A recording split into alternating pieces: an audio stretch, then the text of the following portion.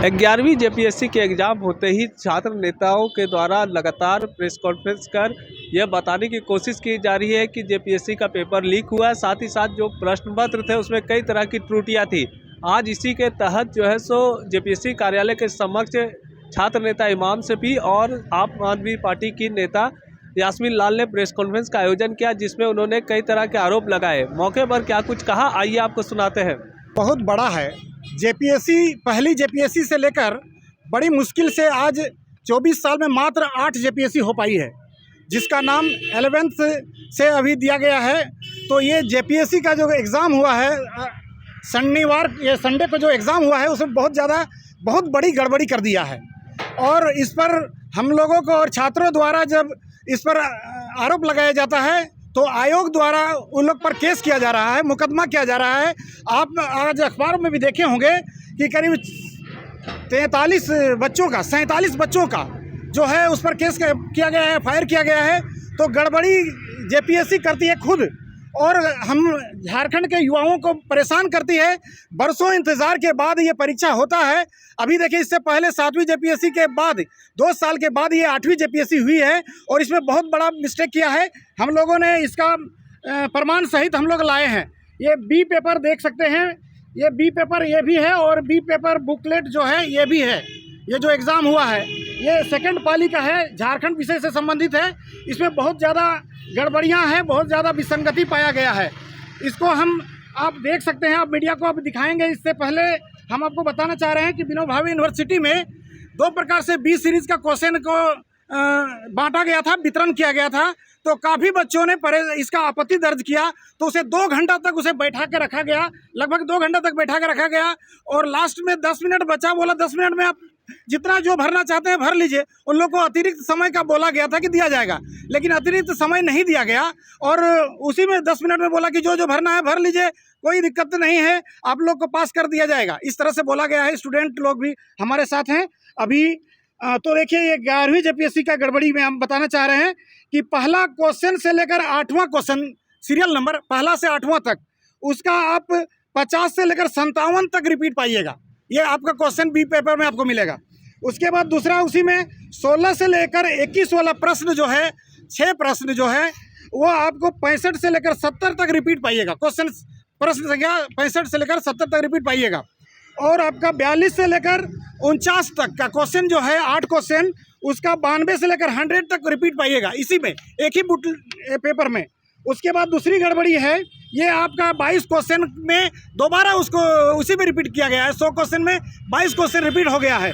दूसरी गड़बड़ी है कि क्वेश्चन नंबर 8 का जो है पेज नंबर 2 में 8वां नंबर तक गया है, और तीसरा में भी 8 से ही शुरू हुआ है।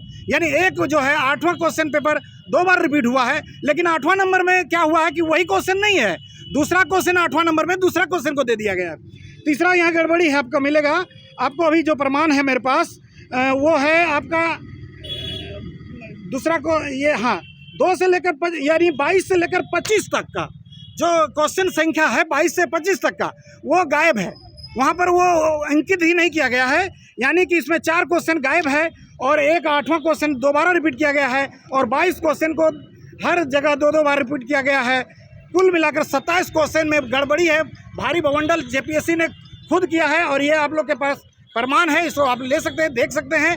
इतनी बड़ी गड़बड़ी जेपीएससी में क्या है, इसने अपना दायित्व नहीं लिया है, और छात्रों को यहाँ पर वज्रपात, यानी छात्रों पर ही यहाँ पर कहर बरसाया जाता है, केस किया जाता है, मुकदमा किया जाता है।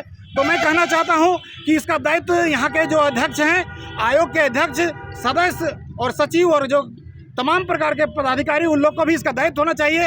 ये प्रश्न पत्र हम लोग मांग करते हैं कि इसको तत्काल रद्द करें, और उन पर जो दोषी हैं उस पर कार्रवाई किया जाए। ये जितना टेक्निकल जो जेपीएससी में हुआ है उसके बारे में शफी भाई ने आप लोगों को विस्तार से बता दिया है।